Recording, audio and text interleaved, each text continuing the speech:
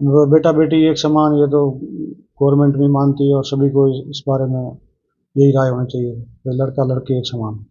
अब इसका तो ज़्यादा तो परिजन कम वैसे घर पे रहते ध्यान रखते ही है, बाकी बच्चे पे डिपेंड है। यदि उसको कोई कुछ प्रॉब्लम जैसे ट्यूशन का ध्यान नहीं हो तो सॉल्व करना हो तो वो ऑनलाइन देख करके सर्च करके कर सकता है, कुछ डाउट हो तो। और बाकी यदि पढ़ाई के संबंधित नहीं दे करके अदर कोई वीडियो देखे या पिक्चर देखे या यूट्यूब चलाए तो फिर उसमें वो पढ़ाई का समय खराब ही होता है। तो यदि इसका सदुपयोग करना चाहे तो सदुपयोग कर सकते हैं, और यदि इसका दुरुपयोग करें तो फिर पढ़ाई में डिस्टर्ब भी है।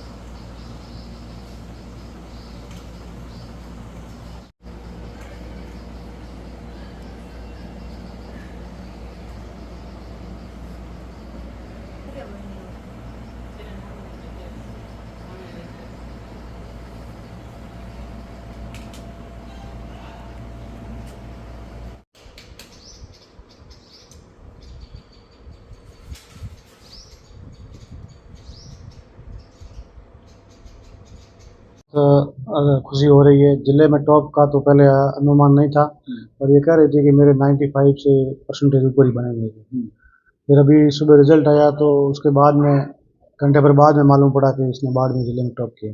कितनी मेहनत की है?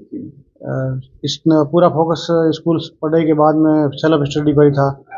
अन्य कोई कोचिंग वगैरह कुछ नहीं थी, घर पे खुद सेल्फ स्टडी करके ही। स्पोर्ट्स में भी इसकी रुचि है, कबड्डी खेलने में, और गेम्स के साथ साथ में पढ़ाई में भी अच्छी रुचि है।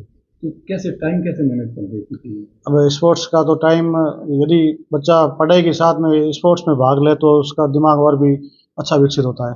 तो इसका स्पोर्ट्स की वजह से पढ़ाई में कोई डिस्टर्ब नहीं हुआ। अच्छा। हम्म। तो फिर आप भी मदद करते थे कभी? बिल्कुल, जैसे बाहर गई है तो कभी मेरे को कहा पापा मेरे भी साथ चलो। तो स्टेट टूर्नामेंट एक बार धौलपुर में हुए थे, मैं साथ गया था। और फिर अभी नेशनल टूर्नामेंट हुए थे मांड्या बेंगलोर में, उस टाइम भी मैं उनके साथ में गया था। कुछ लोग हैं आदमी बोलते हैं तो बेटी तो पराया धन होती है, क्यों पढ़ाना उनको? उनके लिए क्या कहना चाहते हैं? वो बेटा बेटी एक समान, ये तो गवर्नमेंट भी मानती है और सभी को इस बारे में यही राय होनी चाहिए कि लड़का लड़की एक समान। लक्ष्य दिल्ली है बच्ची का। अभी इसका फोकस है CUIT की तैयारी कर रही है, पर्सनल एग्जाम है। यदि उसके नंबर आया तो फिर उसको भेजेंगे। साथ में रहोगे? साथ में तो एडमिशन करवाने के लिए जाएंगे। वरना तो आपका जन्मदिन मस्टोल पे ही हो। नहीं नहीं, ऐसा नहीं। एक चीज है, इसमें बच्चे में सर मोबाइल का उपयोग जो है वो बहुत जरूरी है। तो कुछ बच्चे होते हैं जो घर वालों से कहते हैं कि हम पढ़ रहे हैं लेकिन पढ़ते नहीं। तो परिजनों को कितना ध्यान देना चाहिए इस पे?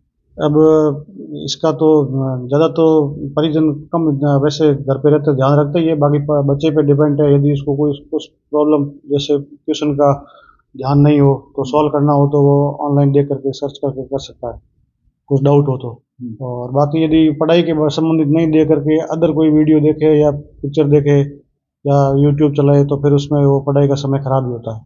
तो यदि इसका सदुपयोग करना चाहे तो सदुपयोग कर सकते हैं, और यदि इसका दुरुपयोग करें तो फिर पढ़ाई में डिस्टर्ब भी है। बेटी ने जिंदगी का सबसे खुशी का पल, तो खुशी का दिन आज दिया, ये माने हम? बिल्कुल सर।